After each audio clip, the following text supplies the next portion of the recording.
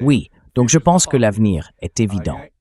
L'Europe va se militariser contre la Russie, même si c'est contraire aux intérêts de sa population. Les gens seront très mécontents de la remilitarisation. On voit déjà d'immenses manifestations en Allemagne. Une grande partie de cela est irrationnelle, car l'Europe n'a en réalité aucune voie vers la victoire en Ukraine. Mais l'Europe enverra quand même des hommes mourir en Ukraine, parce qu'elle ne sait pas quoi faire d'autre, n'est-ce pas? Ce que l'Europe dit vraiment, c'est qu'elle comptait sur une défaite de la Russie dans cette guerre, afin de pouvoir lui imposer une indemnité, ce qui aurait résolu tous ses problèmes budgétaires.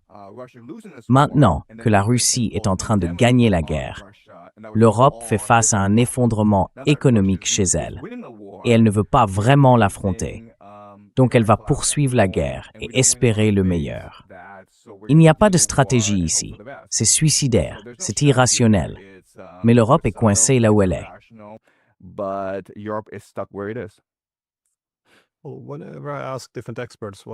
Chaque fois que je demande à différents experts quelle est la probabilité d'une guerre directe entre la Russie et les Européens, ils me répondent généralement qu'elle est très faible, car les Européens n'ont pas les troupes nécessaires. Ce serait suicidaire. Mais ça suppose que toutes les guerres sont calculées et délibérées. Je pense qu'une guerre accidentelle, une guerre née d'une erreur de calcul, pourrait découler de cette croyance dans le contrôle de l'escalade. L'idée que, vous savez, les Européens ne peuvent pas se permettre de voir la Russie perdre, mais pas non plus gagner. Alors ils enverraient quelques missiles à longue portée supplémentaires, tenteraient de viser la direction politique, feraient peut-être exploser quelques pétroliers russes. Ils continueraient à intensifier leurs actions, même si la pression s'accroît sur Moscou pour qu'elle empêche les Européens de franchir toutes les lignes rouges.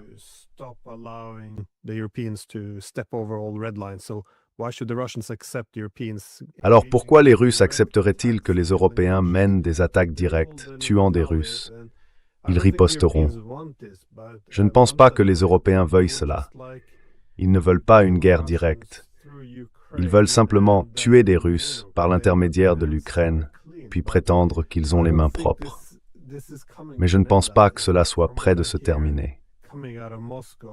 D'après ce que j'entends venant de Moscou, nous arrivons au bout du chemin, et les Allemands en particulier pourraient être durement touchés s'ils continuent sur cette voie.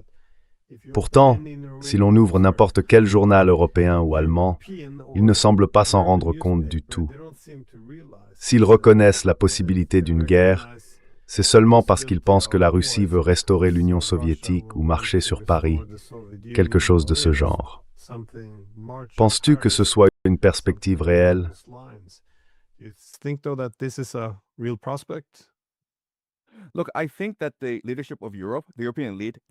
Écoutez, je pense que la direction de l'Europe, l'élite européenne, vit dans sa propre réalité. Vous savez, comme sur YouTube et les réseaux sociaux, il existe différentes bulles. Et je crois que l'élite européenne pense littéralement que la Russie va s'effondrer demain. Ils se disent « attendons encore un jour et l'économie russe s'écroulera, le peuple russe se révoltera à nouveau, Poutine sera renversé et alors la Russie demandera la paix ». Si vous regardez leurs médias, ils répètent cela sans cesse et cela devient une bulle qui s'auto-entretient. L'Union européenne est cette vaste bureaucratie auto-renforcée, incapable d'imaginer la défaite ou d'autres possibilités. Ils sont convaincus, absolument convaincus, que s'ils attendent juste un jour de plus, la guerre sera terminée et ils auront gagné.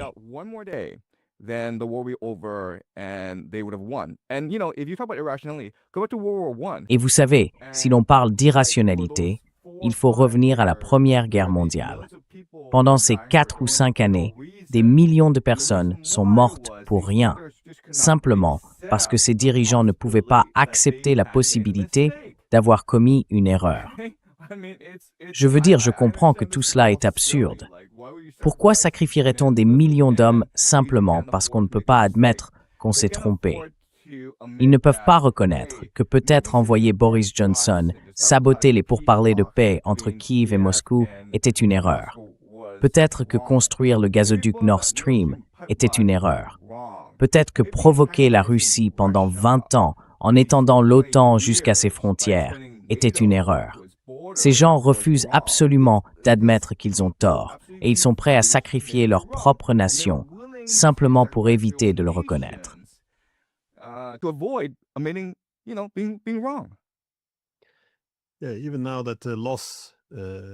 Oui, même maintenant que la défaite, le fait que l'OTAN perde l'Ukraine, commence à devenir évidente, le nouvel objectif semble être de perdre plus lentement. On veut garder les Ukrainiens dans le combat un peu plus longtemps, même si cela sera une catastrophe humanitaire pour l'Ukraine et une catastrophe stratégique pour l'Europe, car ce n'est pas dans leur intérêt. Mais comment voyez-vous cela évoluer dans l'architecture de sécurité européenne? Car, encore une fois, l'UK et l'OTAN sont les deux piliers principaux de la manière dont l'Europe s'est structurée depuis la fin de la guerre froide. Elles sont censées représenter l'ordre hégémonique de l'Europe.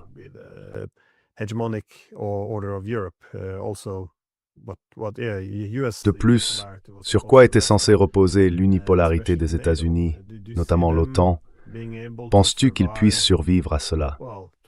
Eh bien, 2026 tiendra peut-être encore. Mais comment vois-tu les choses? Que t'attends-tu à voir en 2026?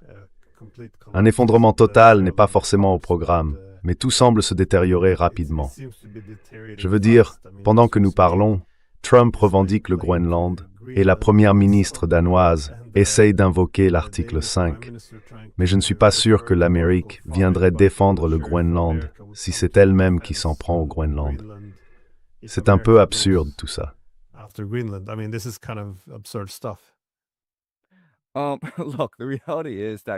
Écoutez, la réalité, c'est que Trump déteste l'Europe. Il déteste l'Europe depuis 2016, depuis que l'Europe l'a essentiellement insulté pendant sa première présidence. L'Europe le considérait comme une plaisanterie, un charlatan, et elle a conspiré avec Obama pour le renverser en 2020. Donc Trump déteste l'Europe. Et on peut le voir parce que, vous savez, quelle a été la première chose qui s'est produite après la victoire de Trump à l'élection? Il a envoyé J.D. Vance en Europe pour réprimander l'Europe d'avoir failli à la civilisation occidentale, pour avoir laissé entrer trop d'immigrés, pour avoir adopté l'idéologie woke, pour avoir trahi les valeurs chrétiennes. Et donc Trump serait plus qu'heureux de voir tout le système de l'OTAN s'effondrer. Et on pourrait même dire que, vous savez, Trump pousse l'OTAN à s'effondrer parce qu'il la force à mener une guerre qu'elle ne peut peut-être pas gagner contre la Russie.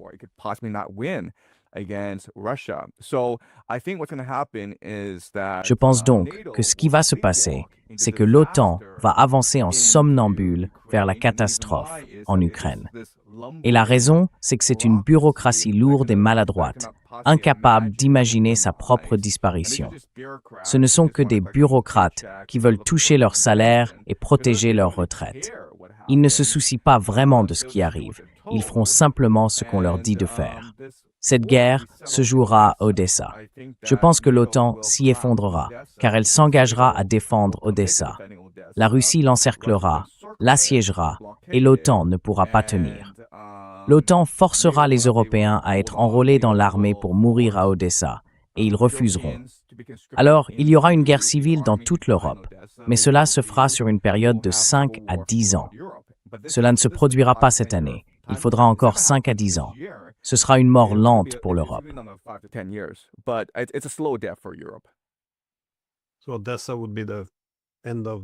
Alors, Odessa marquerait donc la fin de la guerre en Ukraine? Oui. Non, c'est logique. Les Russes ont jeté leur dévolu sur Odessa, car il s'agit en grande partie d'une question liée à la mer Noire. Et bien sûr, c'est de là que l'OTAN attaque la Russie, principalement depuis Odessa. Je pense que les Britanniques et les Français n'accepteraient jamais d'abandonner Odessa. C'est, à mon avis, le principal enjeu de cette guerre. Donc tu as probablement raison sur ce point. Et qu'en est-il de l'objectif européen d'autonomie stratégique? Pendant de nombreuses années, on a entendu parler d'autonomie stratégique, de souveraineté européenne. C'était les slogans de l'Union européenne. C'est un contraste frappant avec la soumission aux États-Unis qui détestent l'Europe. Mais comment vois-tu la cohésion interne se maintenir? Parce que je pense que l'Europe, tu sais, a réussi lorsqu'elle parvenait à offrir des avantages économiques à ses États membres grâce à son pouvoir de négociation collective. Je ne vois plus cela aujourd'hui.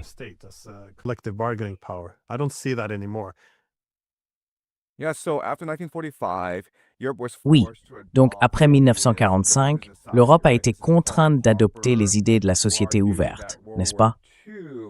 C'est Karl Popper qui a soutenu que la Seconde Guerre mondiale avait été provoquée par le fascisme, par cette adhésion excessive au nationalisme. Ainsi, pour éviter une nouvelle grande guerre, les sociétés sont devenues beaucoup plus ouvertes, multiculturelles, tolérantes. Et c'était la stratégie de la bureaucratie de l'Union européenne au cours des dernières décennies. C'est pour cela qu'ils ont laissé entrer autant d'immigrés, c'est pour cela qu'ils ont adopté l'idéologie woke.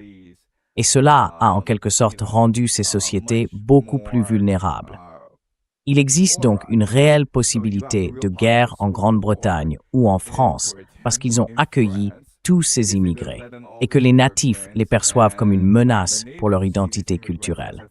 Et donc les guerres éclatent parce que les gens veulent se battre pour protéger ceux qu'ils aiment et ils se battent pour leur patrie.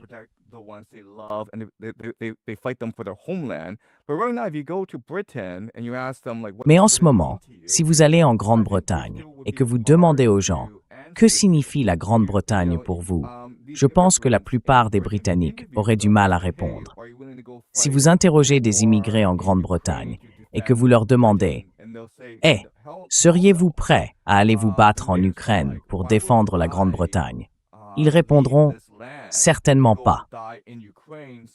Et les natifs se disent « Pourquoi irais-je mourir en Ukraine pour que ces immigrés puissent s'emparer du pays après ma mort ?»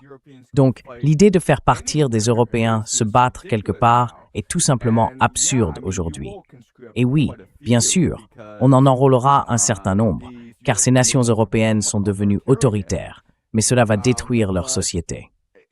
L'Europe n'est plus capable de mener un conflit à grande échelle contre la Russie.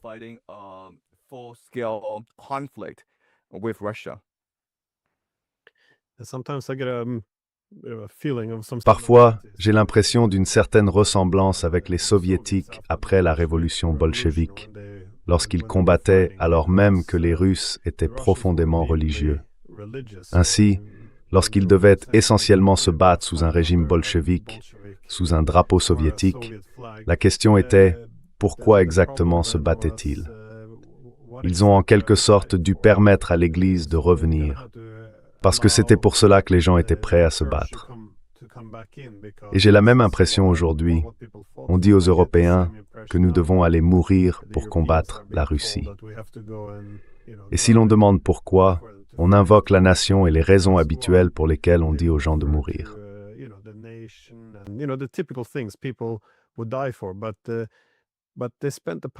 Mais ils ont passé ces dernières années, voire des décennies, à exprimer leur mépris pour notre foi, nos traditions, notre culture, et maintenant, on est censé mourir pour ça. Je veux dire, pourquoi mourrons-nous exactement? Ça n'a vraiment aucun sens. Je veux dire, c'est ça le nationalisme. Les gens tuent pour lui, mais ils sont aussi prêts à mourir pour lui. Je pense que la diabolisation du nationalisme, même s'il a été introduit pendant la Révolution française avec la démocratisation, a été une autre erreur. Mais oui. Alors, comment cela s'applique-t-il aux États-Unis?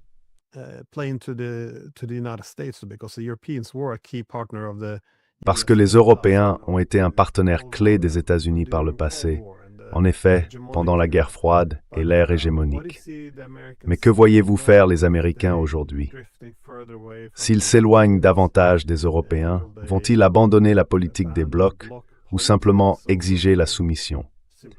Comment les États-Unis vont-ils construire leur puissance à l'avenir? C'est ce qui déroute de nombreux responsables politiques européens. Chaque fois que l'Amérique les critique ou les menace, ils se précipitent tous sur Twitter en disant « Eh bien, vous savez, nous sommes de bons alliés, vous avez besoin de nous pour être grands. » Mais il ne semble pas que ce sentiment soit partagé à Washington. Alors, sur quoi les États-Unis vont-ils fonder leur puissance?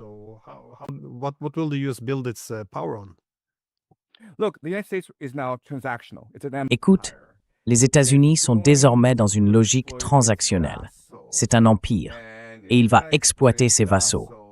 S'ils ne peuvent pas les exploiter, ils les abandonneront simplement. En ce moment, on ne sait pas vraiment ce que les États-Unis peuvent tirer de l'Europe, n'est-ce pas? L'Europe a une population vieillissante, elle n'est pas disposée à faire la guerre, elle ne compte pas beaucoup d'hommes valides, et elle dispose de très peu de ressources.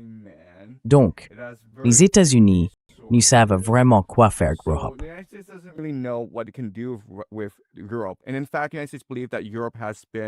En réalité, les États-Unis estiment que l'Europe les a volés et exploités au cours des dernières décennies.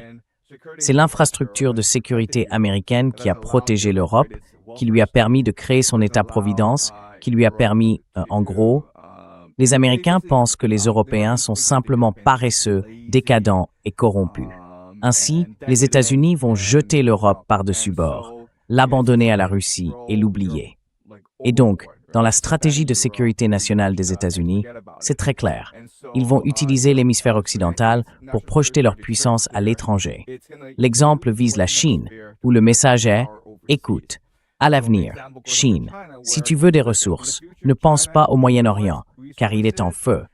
Toute la région est en guerre. »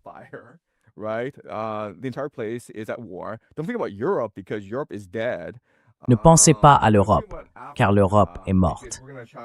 Ne pensez pas à l'Afrique, car nous allons aussi vous y défier. Vous allez devoir venir acheter des ressources dans l'hémisphère occidental, et donc vous devrez acheter chez nous. Je pense que c'est la stratégie de sécurité nationale pour l'avenir. Les États-Unis ont l'intention de maintenir leur hégémonie par le biais du dollar américain, et ils doivent donc rendre la Chine subordonnée au dollar américain. Dépendant américain.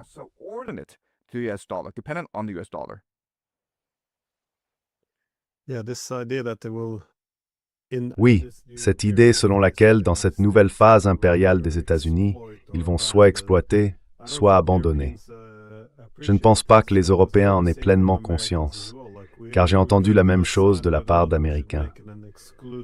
Par exemple, nous essayions de décider s'il fallait créer une sphère d'influence exclusive pour les États-Unis ou simplement en extraire la richesse. Mais si le choix se résume à exploiter ou abandonner, les Européens ne peuvent pas imaginer un avenir sans le leadership américain. Alors ils permettent, je pense aux États-Unis, d'extraire actuellement de la richesse à travers tout cela.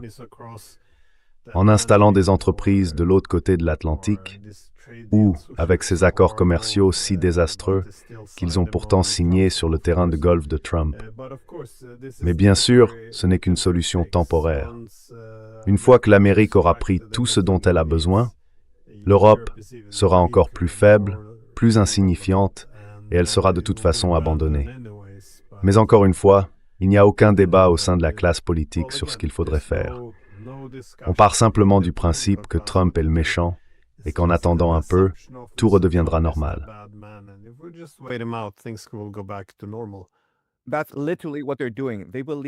C'est littéralement ce qu'ils font.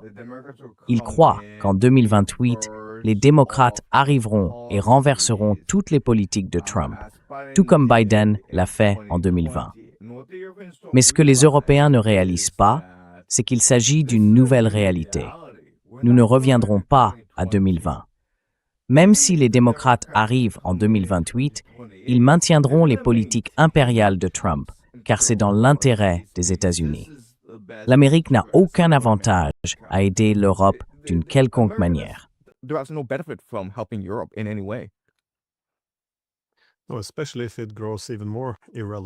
Surtout si cela devient encore plus insignifiant. Mais ils ne le voient pas en termes d'intérêt national et de valeur d'une alliance. Ils parlent d'amitié et de valeur, ce qui est en quelque sorte... Eh bien, c'est là que l'idéologie entre en jeu. Ils se persuadent que c'est cela qui nous unit, au lieu d'un intérêt stratégique commun.